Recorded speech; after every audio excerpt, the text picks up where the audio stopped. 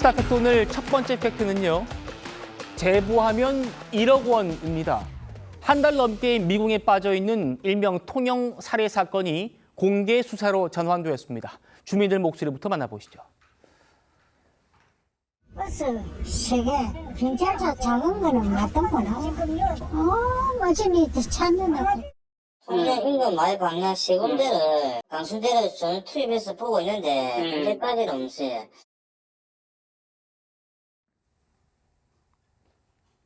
자, 저희 취재진이 한 달 전에 만난 주민분들 얘기인데 한 달 넘은 지금까지도 아직까지도 범인을 못 잡았고 말씀드린 대로 경찰이 신고 보상금으로 최대 1억 원을 내걸고 공개 수사로 전환을 한 상태입니다.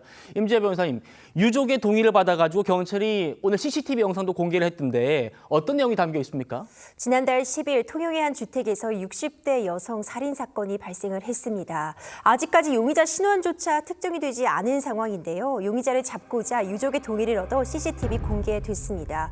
지금 범행 현장으로 들어가는 용의자 모습 좀 잘 봐주셨으면 좋을 것 같아요. 포복 자세로 들어와서요. 야구 모자를 깊게 눌러쓰고 있고 지금 보셨나요? CCTV와 눈 맞춤을 하는 모습까지 확인이 됩니다. 그러네요. 양손에는 장갑을 끼고 있어서요. 지문이 남지 않도록 하는 용의주도함을 보였고요. 들어올 때는 빈손으로 들어왔지만 나갈 때는 흉기와 함께 지금 이 핸드백을 들고 나가는 모습까지 확인이 됩니다. 예. 굉장히 용의주도한 모습을 보인 것 같습니다. 하지만 얼굴을 식별하기는 매우 어렵습니다. 복면을 쓰고 있고요. 모자까지 눌러 쓰고 있는 상황, 거기다가 양손에 장갑까지 끼고 있는 모습, CCTV가 어디 있는지를 확인하는 여유로운 모습까지 굉장히 섬뜩할 정도로 용의주도한 모습으로 범행을 저질렀다라고 보여집니다.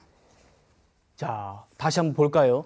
용의자는 이렇게 건장한 체격의 30대 혹은 40대 남성으로 추정됩니다.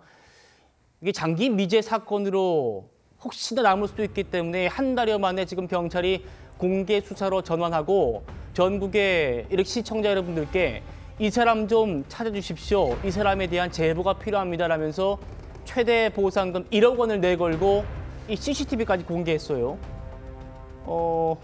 변호사님, 말씀하신 대로 나올 때는 뭔가 양손에 들고 나온 것 같은데 뭘 들고 나온 거예요, 정확하게? 왼손에는 흉기와 피해자 가방 들고 있습니다. 강도살인 혐의가 유력한 상황이죠. 그리고 오른손에는요, 응급신고 장비를 들고 있습니다. 응급신고 장비는요, 예. 특히 좀 인적이 드문 농어촌에서요, 곧바로 누르기만 하면 이제 119로 응급 호출되는 기능이 있는 그런 장비를 의미합니다. 이것까지 들고 나왔다라고 한다면 신고를 좀 늦추기 위해서 굉장히 주도면밀하게 준비한 것이 아닌가 생각이 됩니다. 이제 이런 부분까지 모두 다 챙겨서 유유히 범행 현장을 빠져나갔는데요.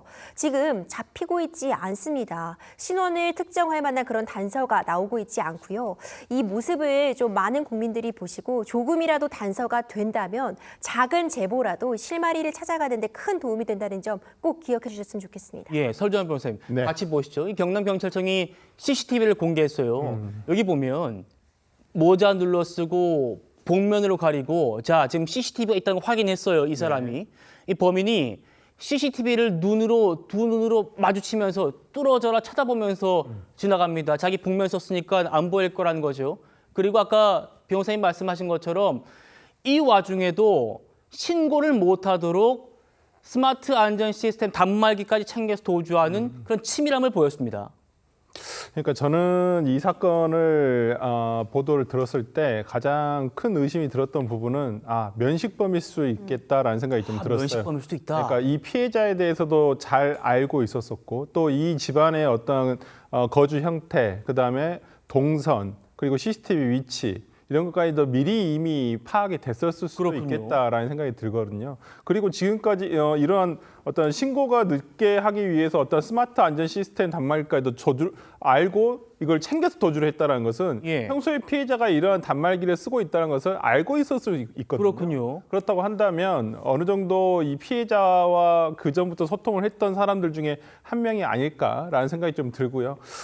또 지금까지도 어떤 경찰의 수사망에 걸려들지 않은 것도 어찌 보면 평소에 이러한 지역적인 특색을 충분히 알고 있었기 때문에 어떤 도주로라든지 아니면 도주 형태를 다양하게 가져가면서 수사망에 포착되지 않았을 수도 있다라는 어떤 의심마저도 듭니다. 예, 임 변호사님, 이런 살인범들 우리 경찰 참 잘 잡거든요. 그런데 이 통영 살인 사건만큼은 한 달 넘게 못 잡고 있습니다. 그런데 경찰이 이 CCTV를 공개하면서 전국의 시청자분들께 이 사람의 특이한 점이 있습니다라고 얘기를 한 게 있어요. 바로 용의자의 걸음걸이인데 어떻게 좀 특이한 겁니까? 특이한 보행 습관이 보입니다. 지금 이 영상 보면은요, 굉장히 건장한 체격의 남성입니다. 그런데 걸음걸이가 좀 종종걸음으로 걷는 게 확인이 됩니다. 종종걸음. 그리고 저 오른쪽 발 뒤꿈치 봐주세요. 오른쪽 발 뒤꿈치가 밖으로 꺾여 있습니다. 그리고 체중이 이 오른쪽 다리에 실려 있는 모습이 확인이 되는데요. 이 건장한 체격에 맞지 않게 종종거리는 걸음걸이, 그리고 오른쪽 발 뒤꿈치가 밖으로 나와 있고 오른쪽에 체중이 좀 더 실려 있는 그런 모습 확인됩니다. 실제로요, 이 범인을 붙잡는 데 있어서 법 보행 분석이라는 그런 시스템도 활용이 됩니다. 예. 좀 특이한 걸음걸이를 갖고 있으면요, 특히 이 용의자, 피의자를 알고 있는 사람 같은 경우에는 이 영상만 보더라도 나 누군지 알 것 같다 할 수 있습니다. 그럴 때 좀 특이한 걸음걸이까지 확인이 된다면 누구인지 확인하는 데 큰 도움이 되거든요. 이번에 이 보행 모습까지 분석을 하면서 이 사람 잡기 위해 총력 기울이고 있습니다. 뒤꿈치 밖으로 꺾여 있는 모양새, 종종거리는 걸음걸이, 그리고 한 30, 40대 정도로 추정되는 건장한 체격의 이 남성, 이 CCTV 영상이 공개됐기 때문에 만약 이 사람 아는 분이 있다면 조금의 단서라도 좀 전해주신다면요, 지금 포상금까지 걸려 있습니다. 그만큼 작은 단서라도 지금 귀중한 상황입니다. 그럼요. 이 작은 단서 하나가 사건의 행방을 바꿀 수 있습니다.